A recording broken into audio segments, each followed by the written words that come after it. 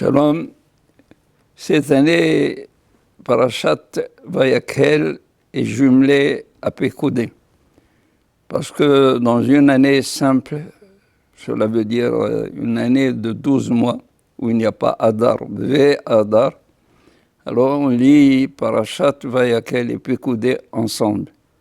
L'année embolismique, l'année de 13 mois, on lit Parashat Vayakhel un Shabbat et Parashat Pekoudé l'autre Shabbat.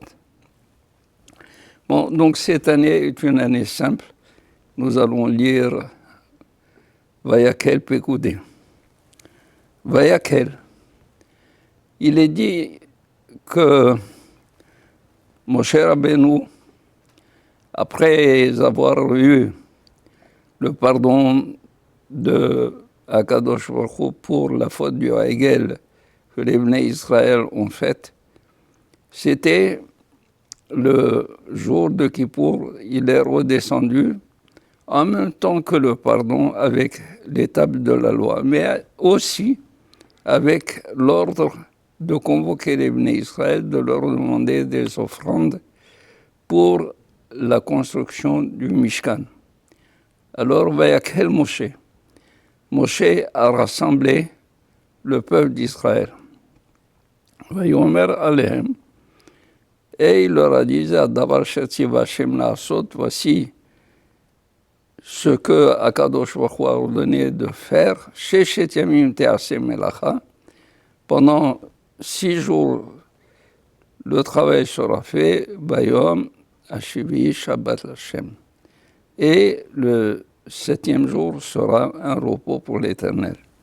Et on se pose la question, qu'a-t-il à voir le Shabbat avec la construction du temple? Moshe Rabbeinu a rassemblé le peuple, et ça c'est important de se poser la question, pourquoi faut-il dire à rassembler le peuple?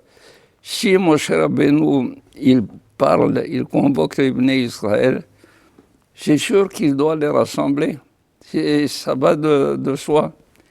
Mais là, on le souligne pour quelle raison? La raison est la suivante. Et que le peuple, en l'absence de Moshe Rabbeinu, s'était rassemblé autour de Aaron pour lui réclamer de faire une divinité qui marcherait au-devant d'eux. Donc le peuple a fauté déjà en se rassemblant, en se réunissant pour un même projet, pour se révolter contre le fait que Moshe Rabbeinu est absent, et il fallait absolument le remplacer par quelque chose d'autre. Moshe Rabbeinu, en revenant avec le pardon de Akadosh Baruch Hu, il a voulu refaire faire au Bnei Israël toute la teshuva, tout le repentir. Et qui dit repentir veut dire faire le chemin inverse. Eux, ils se sont rassemblés pour se soulever contre Dieu, pour demander une divinité. Moshe Rabbeinu les rassemble pour, au contraire, se réunir et faire des donations pour la construction du temple. Et donc, c'est là le début de la grande teshuva que Moshe Rabbeinu voulait faire au Bnei Israël. Pourquoi avoir à donner l'ordre de respecter le Shabbat? Parce que on aurait pu penser que la construction du temple, la construction du Mishkan est importante. Et puisqu'elle est importante, il faut absolument que l'on fasse vite pour construire le temple qui devait recevoir la présence divine parmi nous. Et alors, dans ce cas-là, il vaut mieux ajouter un autre jour de travail et travailler 7 jours par semaine dans la construction du temple. C'est ce que Akadosh Baruch Hu veut interdire au Bnei Israël. La construction du temple est importante, mais pas aussi importante que le Shabbat, que le respect du Shabbat.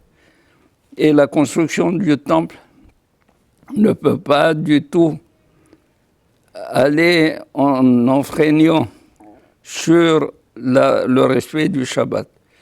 Quand arrive le Shabbat, il faut arrêter tout travail de la construction. Donc le respect du Shabbat est important. Bien plus, les Hachamim disent que celui qui a été idolâtre,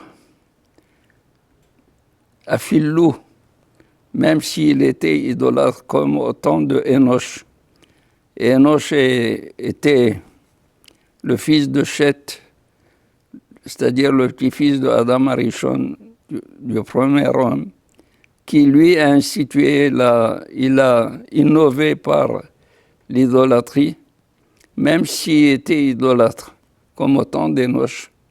Mais le fait de respecter le Shabbat lui apporte le pardon et le repentir.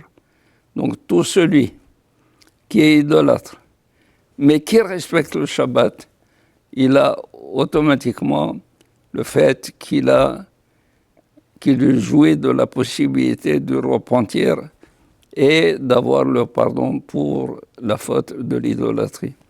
Et c'est ce que le texte veut suggérer. Mon cher Rabbeinu a rassemblé le peuple d'Israël pour leur dire que le respect du Shabbat n'est pas seulement important et qu'on devrait respecter cela, respecter le Shabbat pendant la construction du temple, mais le respect du Shabbat peut leur apporter aussi le pardon pour avoir fait le vaudor, la faute de l'idolâtrie. Parashat Pekoudé. De quoi parle-t-on dans Parashat Pekoudé? Voici, déjà, nous parlons du Mishkan depuis Parashat Teruma, voici la 4e, 5e semaine, dépendamment de l'année simple ou l'année embolismique.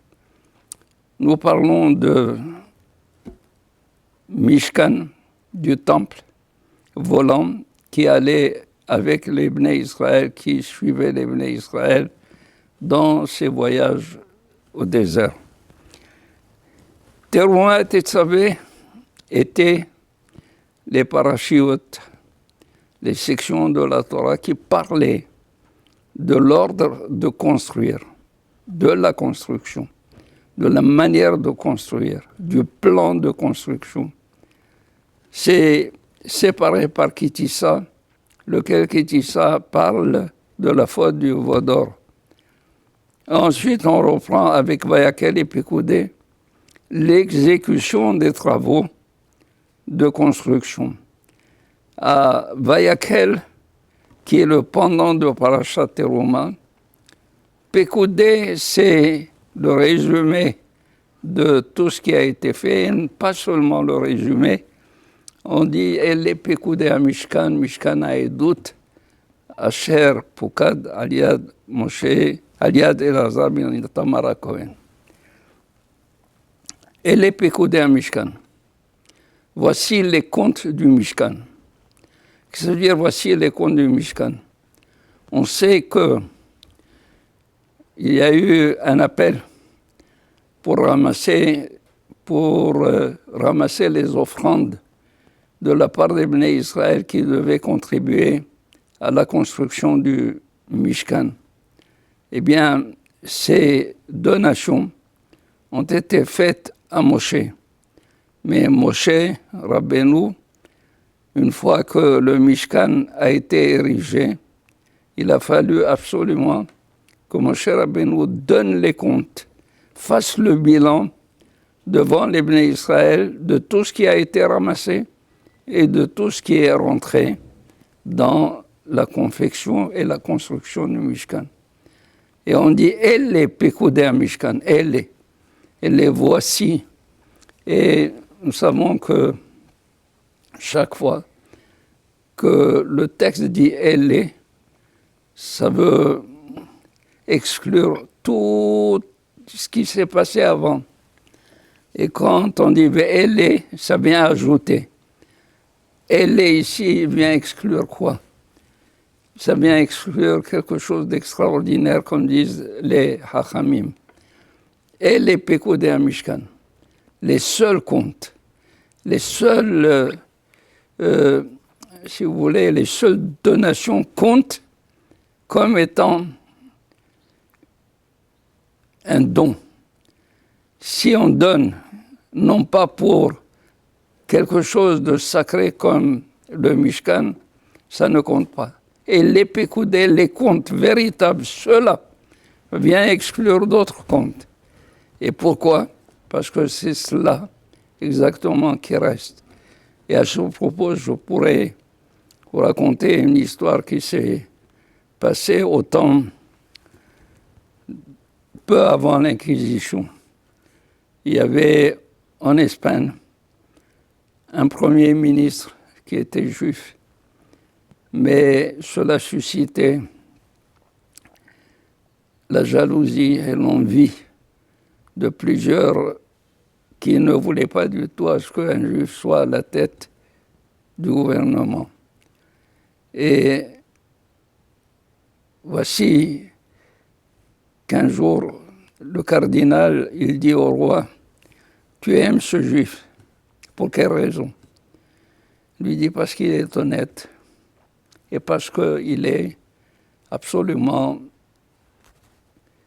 au service du roi, au service du royaume. » Et je le sais, il lui a dit, si tu as tellement confiance en lui, essaie de lui demander de te dire quel est son capital, qu'est-ce qu'il possède en réalité. Et on va voir s'il est réellement honnête. Le roi convoque son ministre. Il lui demande, je voudrais savoir quel est le bilan de tous tes avoirs. Tout ce que tu possèdes, tu dois me le dire. Elle dit, donnez-moi un mois que je fasse mes comptes. Il dit, tu as un mois. Au bout d'un mois, le Premier ministre est venu et il a donné le bilan au roi. Dès le premier regard, le roi lui dit, dis-moi, tu te moques de moi? Cela ne représente même pas un millième de ce que tu as, de ce que tu possèdes. Il s'est mis en colère contre lui, il a dit, jetez-le en prison jusqu'à ce que je vois quoi lui faire. Ils l'ont jeté en prison le jour où il devait passer devant le roi pour lui rendre un jugement.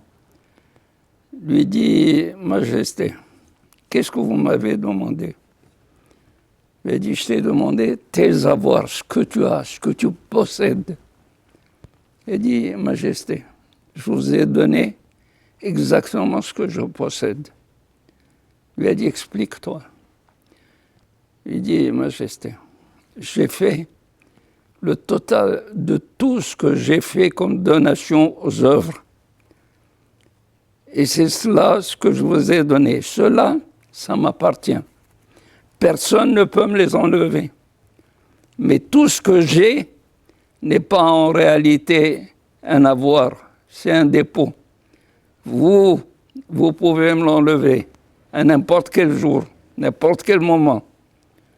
Mais ce que je vous ai donné, c'est exactement ce que j'ai fait comme donation dans ma vie, et cela m'appartient à moi. Et c'est ça, et les Pekudei Mishkan.